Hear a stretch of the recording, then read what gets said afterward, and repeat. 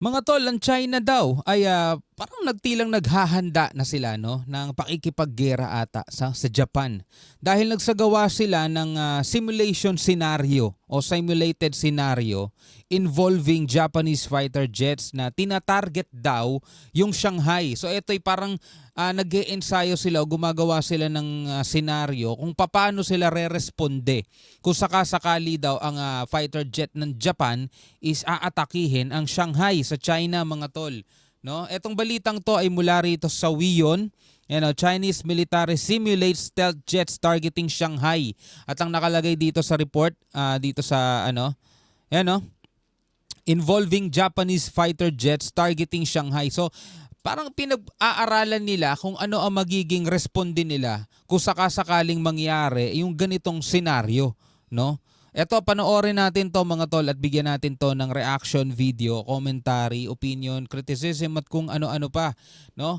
At bukod sa mga nangyayaring kaguluhan ngayon sa gitnang silangan, no, sa Middle East, sa labanan ng Israel at saka ng Iran at ng iba pang mga bansa na kalaban nila, mga tol.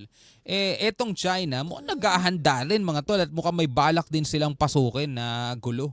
Naku po, talaga magulo na ang mundo, no? Panoorin natin to, mga tol. Chinese researchers have stimulated a scenario involving Japanese stealth fighter jets targeting Shanghai. Now, the findings reveal insights into air defense capabilities and military preparedness. So, tinitignan nila rito yung capability ng kanilang air defense, mga tol, no? Pero, ano ba ang kapabilidad ng Japan? Diba? Kasi nung ikalawang laban ng pandaigdig, mga tol, ang Pearl Harbor ay binigla din, mga tol, ng Japan, no? Nung umatake ang Japanese sa kanila, mga tol, yun nga ang naging parang simula ng kalbaryo ng Japan, dahil ang naging bawi talaga doon, mga tol, ng Amerika, no? Talagang kahindik-hindik din, mga tol, no? Dalawang atom ang binagsak sa kanila, na magpahanggang ngayon mababakas pa rin doon sa mga lugar na yun kung ano yung sinapit ng Japan. Pero dito, siyempre sa makabagong panahon, alam naman natin na mas malakas na siguro ngayon ng Japan kumpara sa dati, at hindi naman nagbago ang teknolohiya nila, kumbaga mas lalo pang umunlad, no? Kaya eto ngayon, mga Chinese researchers, mga tol, pinag-ahandaan na nila if ever. Bakit? May balak ba silang kumalaban sa Japan? 'Di ba? May balak ba sila? No? Kasi hindi naman sila atakihin ng Japan kung hindi naman wala naman silang balak na kalabanin ng Japan. Kaso meron kasi silang pinag-aagawang teritoryo, 'di ba? Yung Senkaku Island.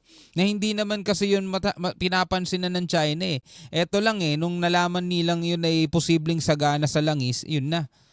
Nagkaroon na sila ng interest doon sa lugar na yun. Kontrolado na ng Japan yun since 1895. Ganun na katagal. Researchers from the People's Liberation Army's National Defense University have conducted simulations to assess whether Japanese stealth fighters could penetrate China's air defense systems. Now, their findings indicate that while stealth aircraft may be detected from 180 kilometers away, certain cruise missiles could reach targets over 900 kilometers. The simulations revealed that advanced jets like the F-22 and the F-35 would be detected by ground-based radar long before they entered the range required for precision strikes. Now, specifically, these fighters could be identified before reaching the critical 24-kilometer zone necessary for effective bomb deployment. So, madedetect na nila, malayo pa, bago pa man dumating doon sa lugar na kung saan pwede nang magpakawala ang Japan ng kanilang missile o airstrike, nadedetect na nila. So, pwede na nilang harangin o pwede na nilang i-intercept. No, yun ang pinag-aaralan nila. Reaching the critical 24-kilometer zone necessary for effective bomb deployment. However, the F-35 offers tactical versatility, capable of switching to beast mode for enhanced firepower at the cost of stealth. And this transformation allows it to carry longer range missiles, although it risks detection from much greater distances. The study was presented at the 36th China Simulation Conference in Yangzhou, marking a significant moment as it is the first time the PLA has shared war game results involving a major Chinese urban target. Notably, the identities of the aircraft operators in the simulations remain undisclosed. Kaya kung titignan mo, mga tol, no, talagang parang may pinaplansya ang China ngayon, no. Meron silang pinaplansya. Ito yung mga posibilidad na gusot na pwede nilang kaharapin kapag pinasok na nila yung mga plano nila, mga tol. Kasi biruin mo, bakit mo pag-aaralan? 'Di ba? Bakit mo pag-iisipan? For example, kung kaibigan nila ang Japan, 'di ba? Bakit mo pag-iisipan na yung kaibigan mo isa-atakihin ka? 'Di ba? Bakit mo pag-iisipan? Well, in reality naman, kailangan talaga natin maging handa. Kahit na kaibigan mo yan, kamag-anak mo yan, dapat meron ka laging depensa. 'Di ba? Kasi hindi mo alam kung sino talaga pwede mo makalaban bandang dulo, mga tol. Pero sa realidad din naman, etong Japan, mga tol, matapos ng ikalawang laban ng pandaigdig, hindi na to naging aktibo pagdating sa mga military o pagdating sa panunugod na lang basta-basta, di ba? Siguro kung ipoprovoke nila ang Japan at talaga magdedeklara sila ng gera dito sa Japan, posibleng mangyari nga talaga yung mga ganyang senaryo. Kasi nga, di ba, nagkakaroon na sila ng girian ngayon. At ang China, ilang beses na nilang pinoprovoke talaga ang Japan. Pero mo, pumasok yung kanilang mga warship, destroyer ba yun? Sa territorial waters ng Japan. Tapos nagpalipad sila ng eroplano, mga tol, sa airspace ng Japan. Kumbaga, ang dami nilang pinaggagawa. Kaya yung Japan bad trip na rin sa kanila, mga tol. 'Di ba? At eto, yung Senkaku Island nga na ngayon ay pinapalibutan nila at inaangkin nila na kontrolado na ng Japan since 1895, mga tol. Ngayon ay gustong-gusto nilang gusto-gusto nilang makuha. Yun naman ay uninhabited, no? Hindi naman siya pwedeng tirhan. Pero dahil nga natuklasan na ito'y posibleng sagana sa likas na yaman, for example, langis, mga tol, di ba? Nagkukumahog silang makuha 'yon. Ganun naman sila, mga tol eh. 'Di ba? Ganun din sila rito sa West Philippine Sea. Yeah? 'Di ba? Ganyan sila at hindi lang sa West Philippine Sea, kahit sa ibang kahit sa ibang mga lugar. Eto nga kamakailan lang, kung naaalala ninyo yung balita, 'di ba? Pinalayas sila, mga tol, ng Indonesia na mga barko ng Indonesia. Pinalayas yung nila, yung China Coast Guard nila. 'Di ba? Kasi ang gusto nga nila, mga tol, yung ginuhitan nilang mapa na 9-dash line o naging 10-dash line na, kanila 'yun. Kahit na hindi sila sinusuportahan ng international law, kahit na hindi sila sinusuportahan ng UNCLOS, matigas talaga ang mukha nila kasi nga malakas sila eh.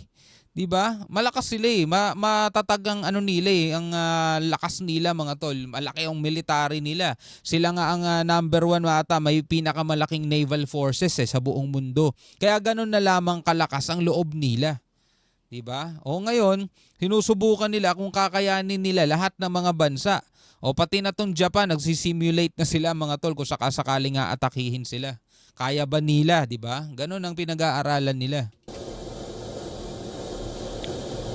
Zhao Wei, the lead engineer for the project, highlighted that the results could be conservative, based solely on 3 radar systems. And this suggests that with more advanced detection technology, the outcomes may have varied significantly.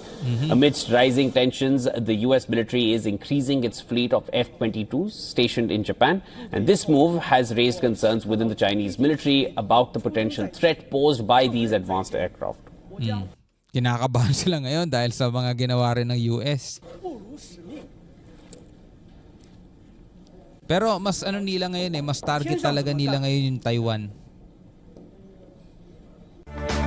Yun ang pinaka-target nila ngayon di ba? Paulit-ulit nilang pinapalibutan yun, mga tol. Kasi nga merong ultimatum din si Xi Jinping. Kailangan ma-reunite na sila, magkaroon na ng reunification ang China at saka Taiwan by the year 2027, mga tol. So konting panahon na lang yun, kaya talagang pinaghahandaan din nila kung paano nila makukuha itong Taiwan.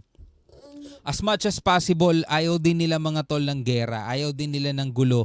Kasi kung naniniwala sila na ang Taiwan is part ng China, so naniniwala sila na yung mga Taiwanese is Chinese din yung mga yan. Mga lahi din nila yan. So bakit naman nilang sasaktan? Di ba? Bakit naman nila... Saka kung sisirain nila yung buong isla ng Taiwan, aanhin pa nila yon, di ba? I-develop na lang ulit nila, parang ganon. At least meron silang dagdag bagong isla, di ba? Pero hangga't maaari, batay na rin, mga tol, sa kanilang mga art of war, Kung magagawa naman nilang manalo nang walang nangyayaring labanan, bakit hindi, 'di ba? Kaya paulit-ulit at napakita nila, patuloy silang nagma-muscle flexing, no, para sindakin o takutin itong Taiwan na sumuko na lang kayo kaysa mangyari sa inyo itong mga hindi nyo gusto, di ba? Anyway, bilang isang Pilipino, ano masasabi mo dyan? Comment ka na lamang sa ibaba. Hanggang sa muli, ako nga pala si Shobaldi. Peace out.